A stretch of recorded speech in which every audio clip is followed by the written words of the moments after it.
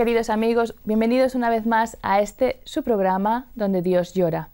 La Iglesia cubana tuvo en el pasado muy pocas oportunidades de expresar su fe fuera de sus templos. Sin duda, la celebración del cuarto centenario del hallazgo de la imagen de la Virgen de la Caridad del Cobre en septiembre del 2012 fue a nivel eclesial el evento más importante desde los comienzos de la Revolución. Detrás, por supuesto, también de las inigualables visitas del Beato Juan Pablo II y Benedicto XVI. El aniversario del hallazgo pasó, como pasan los años, pero el lema que guió esta celebración, a Jesús por María, la caridad nos une, sigue siendo una guía en el caminar de la Iglesia de Cuba. Hoy vamos a hablar con su eminencia el cardenal Jaime Ortega, arzobispo de La Habana. Monseñor, muchísimas gracias, eminencia, por estar aquí hoy con nosotros. Con gusto comparezco aquí con el deseo de responder a sus inquietudes, sus preguntas. Muchas gracias. Y mi primera pregunta sería justo esto, la devoción a la Virgen de la Caridad del Cobre. Una devoción que es muy especial para cualquier cubano. Entonces, mi pregunta sería, ¿usted se acuerda de cuándo fue la primera vez que escuchó hablar de la Virgen de la Caridad del Cobre? La Virgen de la Caridad del Cobre es en Cuba un símbolo nacional.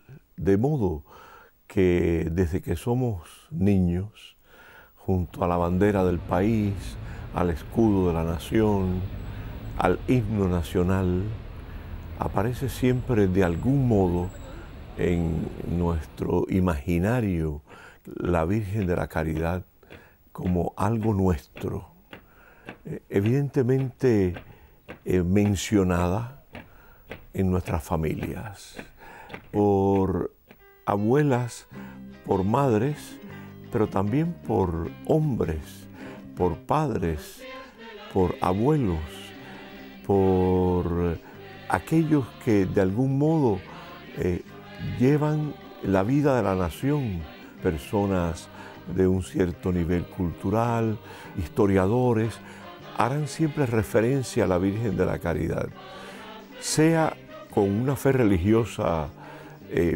tradicional, sea como cubanos que sienten que hay una relación especial entre nuestra condición de naturales de aquella isla, de aquel país, y esa imagen de la Virgen, sea por motivos a veces muy personales. Por ejemplo, hacía un viaje en avión con unos marineros cubanos que habían tenido un accidente muy grave y me contaba cómo habían acudido todos los marineros del barco al santuario del Cobre llevando un salvavidas blanco donde firmaron todos desde el capitán hasta el último y se lo dejaron allí en ofrenda a la Virgen, porque en ese momento ellos la invocaron. Esto lo hemos oído decir nosotros desde pequeños a todos los hombres y mujeres del pueblo de Cuba, que se lo pidieron a la Virgen de la Caridad, que me fue concedido por ella. Es decir, hay una connaturalidad en la referencia a María de la Caridad que es propia del cubano, y esto muchas veces estuvo como oculto durante una época.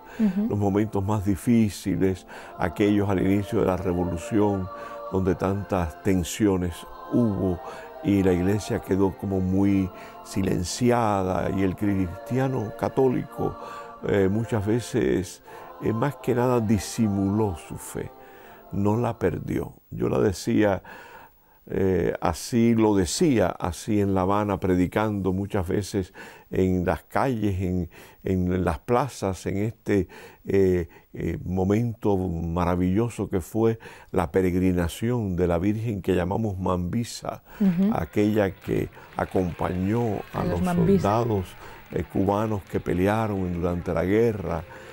Cuando yo decía, realmente el cubano no había olvidado su fe, el cubano la había ocultado o a veces disimulado, pero nunca la ha olvidado. Pero ¿piensa que la devoción a la Virgen no fue un poco lo que realmente sobrevivió toda esa época?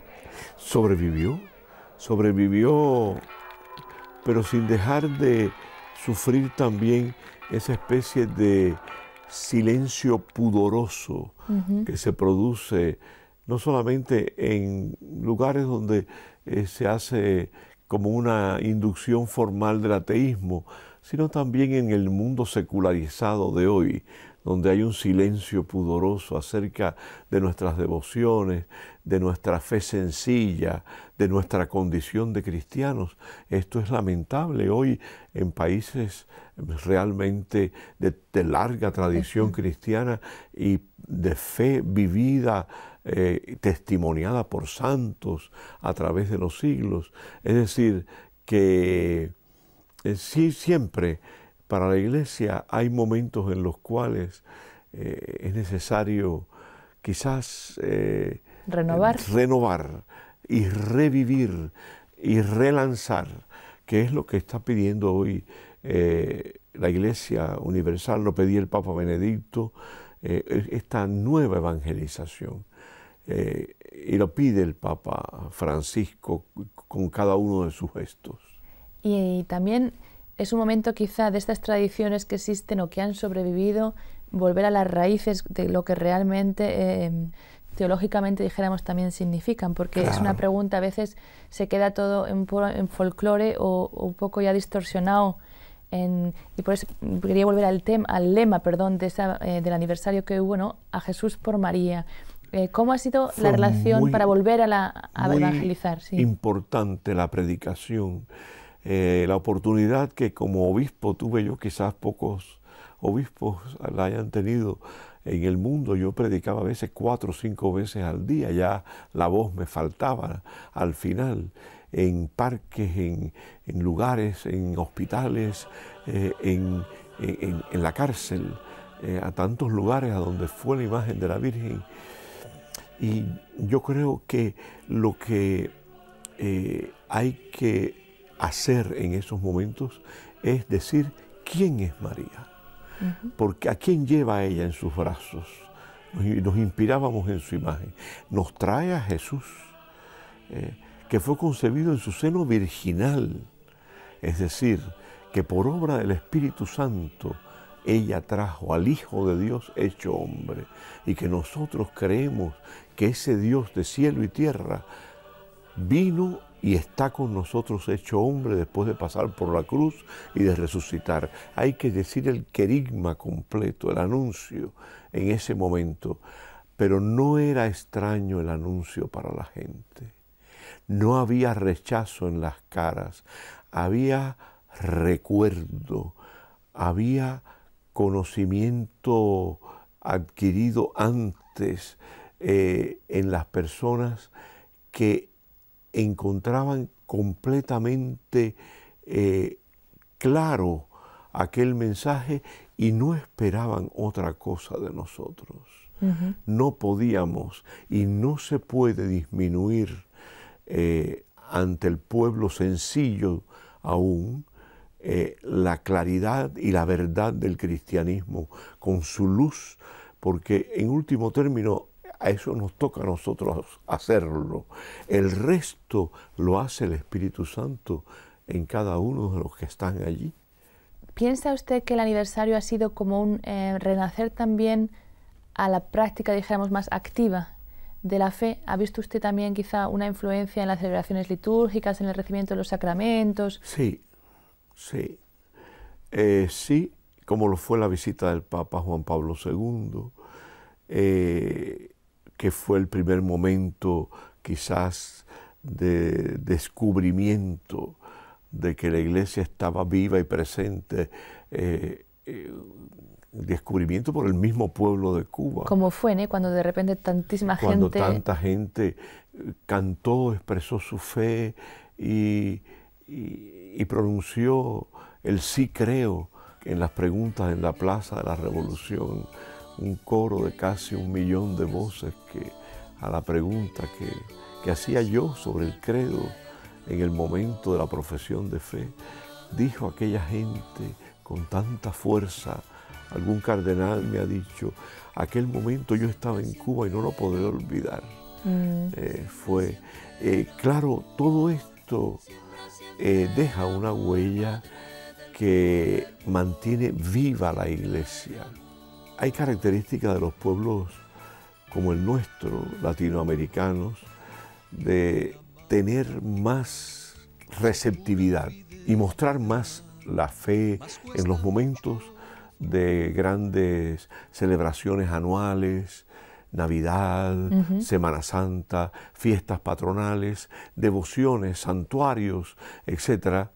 Y esto no puede menospreciarse, porque quizás en el mundo de hoy sea el modo de ir reencontrando aquello que fue llamado quizás por sociólogos de aquí del mundo belga, europeo, la práctica religiosa.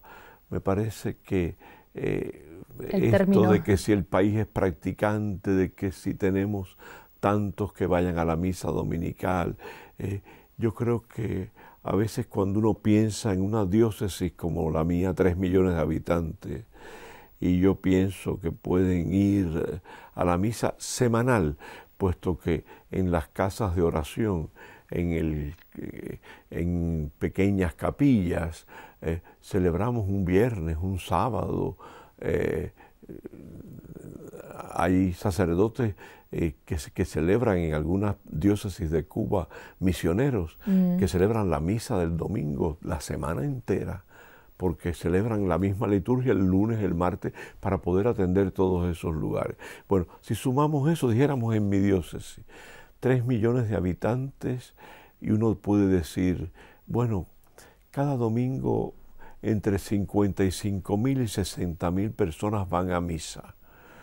Uno puede pensar, bueno... Qué poco, ¿no? Puede decir qué uno. poco, pero qué mucho si uno piensa cuántos van al teatro, al deporte cada semana.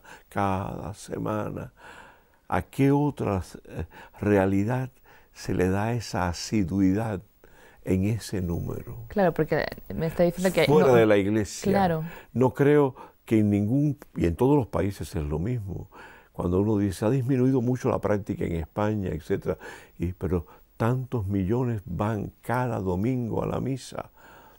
Eso no hay ninguna otra asociación, dijéramos, para decir algo. Que consiga semejante número que consiga semejante asiduidad en un grado tan alto.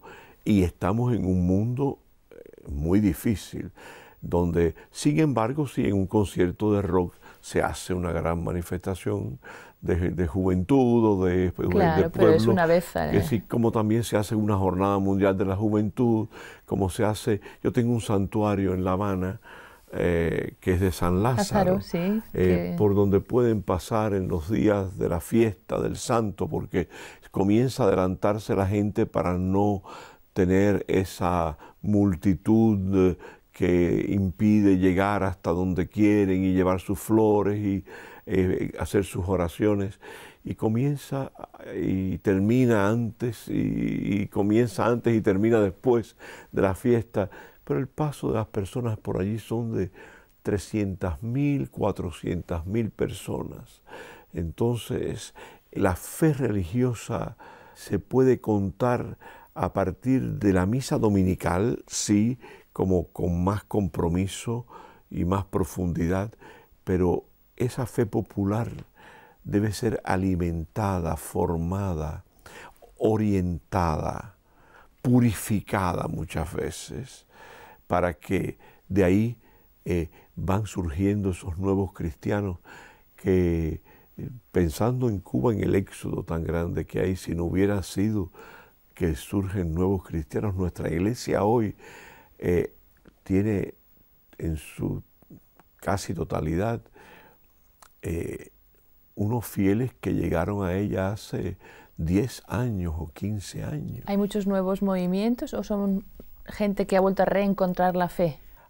Son personas que se convirtieron realmente, que salieron de su fe bautismal apenas conocida, una fe expresada, vivida, o son personas que vinieron a veces hasta del mundo político, donde habían pensado que no tenían ya fe, que habían perdido toda relación con Dios, y han venido y se han bautizado. Nuestros catecúmenos adultos ahora ya empiezan a disminuir porque se bautizan muchos niños ya de nuevo. Claro. Pero en los años 80 y 90, sobre todo los años 90, cada año en la Arquidiócesis de La Habana había 1000 y tantos bautismos de adultos la noche de Pascua, después de un catecumenado de 1 año o de 2 años. Es decir, ha habido un retorno y un querer bautizarse de aquellos que dejaron de bautizarse en un momento dado o que su familia dejó de bautizar. Ha comentado usted las dificultades que puede tener una persona de a pie, dijéramos, en la isla, en Cuba, para asistir, por ejemplo, a la misa de los domingos. Yo quería que habláramos un poquito más de esa situación pastoral. No creo que tenga dificultades especiales, sino porque no hay sacerdotes, porque no hay a veces medios de centros suficientes para que las personas acudan a la misa, pero también porque hay una tradición de no valorar la misa dominical y valorar otros gestos religiosos. Por ejemplo, la misa de un difunto. En el cementerio de La Habana tenemos una capilla central. El 80% de los enterramientos pasan por allí para que haya un acto. Hay 2 diáconos que continuamente están celebrando responsos, rezos por los difuntos que van a ser sepultados allí. ¿Cuáles son en estos momentos sus preocupaciones más grandes viendo el futuro de la Iglesia en Cuba? ¿Preocupaciones de nivel pastoral? Hemos hablado un poquito quizá del tema, pero ¿cuál sería en estos momentos su deseo más grande en relación a los fieles, a la Iglesia en Cuba, en principio a nivel pastoral? Hay que evangelizar en profundidad. Hay que llegar hasta donde no llegamos muchas veces. Creo que las palabras del Papa, que él tuvo la gentileza de escribirme antes de su elección como pontífice, hay que ir a las periferias ideológicas, a las periferias muchas veces de la pobreza, de la marginación. También, lógicamente, siempre son los que en la Iglesia tienen un papel principal, los pobres, pero también a las periferias del pecado, a las periferias de la indiferencia religiosa que puede existir. Claro.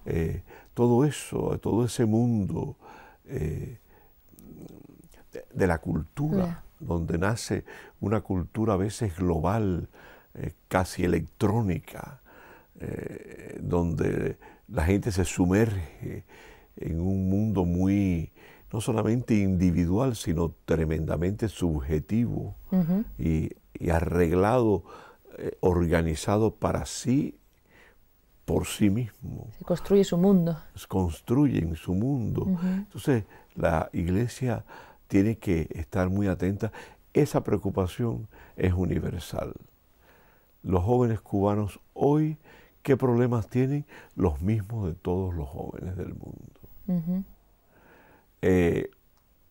Una consideración banal del amor y del sexo, una vida quizás con un cierto vacío, con unas búsquedas que van por caminos a veces que no tienen consistencia, que no dan respuesta. Y dan felicidad.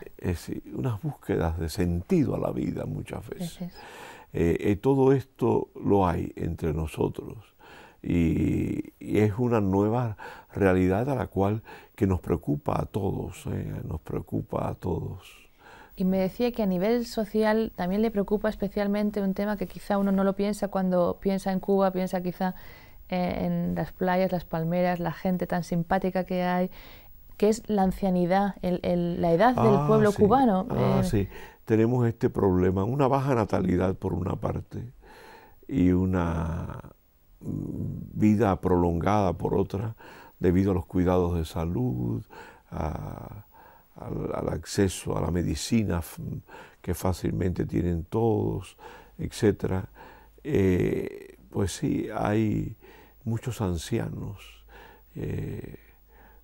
Yo creo que ahí la iglesia tiene un trabajo muy especial. Hemos creado comedores para ancianos en muchas parroquias. Comedores que, además de ser tales, cuando tenemos el local, cuando tenemos el espacio o lo que estamos capaces de crearlo, entonces allí pasan buena parte del día. Eso es también un centro con un poco de Esto distensión, de es lo que hace encuentro. Cáritas. Trata Claro. de que sea un centro donde encuentran labores que hacer, donde pueden hacer un poco de ejercicio físico que sea dirigido por algún miembro voluntario, porque es extraordinario. Cáritas en Cuba tiene más de 1000 voluntarios. Si no, no podríamos, nosotros no podemos tener servicios pagados, la Iglesia de Cuba, sino ese voluntariado amplio es algo muy hermoso. A veces que es un poco adulto y nos preocupamos, no, también hay que llevar al joven al voluntariado. Y también nos damos cuenta de que la juventud en el servicio amoroso del pobre, del minusválido, también encuentra caminos de fe. Claro, mucha Sí, gente. lo encuentra por ahí. Tenemos así, yo veo en la comunidad de San Egidio cómo trabaja, por ejemplo, en este sentido. Y lo hacen muy bien con gente joven y atraen a jóvenes que vienen de ese mundo a veces indiferente, frío, pero que se encuentran despiertan, con Jesús ahí, sí. Despiertan a la fe a través del amor y del servicio al prójimo. Y también una cosa que quizá a mí, hablando con usted, con su eminencia, me ha resultado claro ver el hecho de que también mucha gente joven ha dejado la isla, ha dejado el país, supone una carga para la gente que se queda en el sentido de futuro, ¿no? Claro, claro. Esto es así. Aún si estas personas que últimamente se han ido del país, yo digo últimamente en los últimos 10 años, ¿no? Envían ayudas a sus familiares, son las famosas remesas, que son una gran ayuda, que son uno de los modos de subsistencia de estas personas adultas que pueden con esto, no sé, tener una vida más sosegada, sabiendo que no les falta lo necesario, pero aún así hay descuido también incluso de familias que permanecen en el país. Siempre se cuida mucho al anciano en Cuba, pero también puede entrar esta indiferencia o esta dificultad. Trabaja el hombre, trabaja la mujer, trabaja el joven o estudia que hay en la casa, o la joven, o ambos, y entonces el anciano está solo todo el día. Claro. Se han creado centros de día para ancianos y la iglesia en esto tiene su labor muy importante. ¿En qué otras cosas y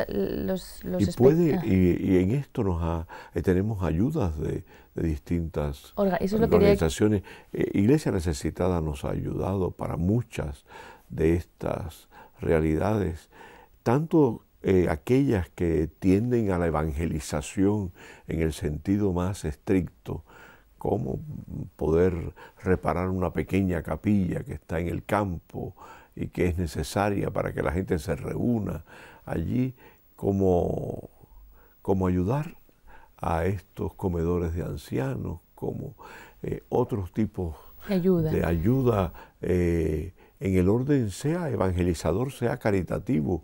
Una cosa no se puede dar sin la otra, evidentemente. Exacto. ¿Por qué quiere usted que recemos? Tenemos a mucha gente en todo el mundo, este programa lo ven en Latinoamérica, en España, y imagino que por internet también en otros sitios. ¿Cuál es su deseo? ¿Qué quiere que metamos en nuestras intenciones cuando pedamos por Cuba? ¿Qué quiere que sea nuestra petición? Y yo creo que el Evangelio de Jesucristo pueda llegar a todos y pueda mover los corazones de los cubanos, y que nuestro lema de la Virgen de la Caridad en su aniversario de los 400 años del hallazgo de su imagen, aquel que usted mencionó al inicio, a Jesús por María, se pueda cumplir. Es decir, que haya un encuentro verdadero del pueblo cubano con Jesucristo en su realidad salvadora, enaltecedora del ser humano, que lo hace siempre mejor, que lo transforma, que le da paz en su corazón y al mismo tiempo empuje para la vida, que haya esta posibilidad. Yo creo que en el horizonte de la Iglesia ahora, en cualquier lugar, y en nuestro país, como parte de América Latina especialmente, está esta nueva evangelización que en Aparecida los obispos latinoamericanos hicimos como de ella prioridad esencial. Hay que evangelizar, hay que hacer que a partir de este encuentro con Jesús se renueve toda la vida de nuestros pueblos latinoamericanos. Muchísimas gracias, Eminencia. Ustedes están en nuestras oraciones, esperamos que nosotros también estemos en las suyas. Seguramente. Muchas gracias. Y también a ustedes, queridos amigos, muchas gracias por haber estado aquí hoy con nosotros, hablando sobre la devoción a la Virgen de la Caridad, hablando sobre las necesidades de nuestros hermanos en Cuba. Si desean ustedes ayudar a la Iglesia en Cuba o en cualquier otra parte del mundo donde pase necesidad, no duden en contactar con la dirección que van a ver ahora al final, en su pantalla. Muchas gracias, que Dios les bendiga y hasta la próxima semana.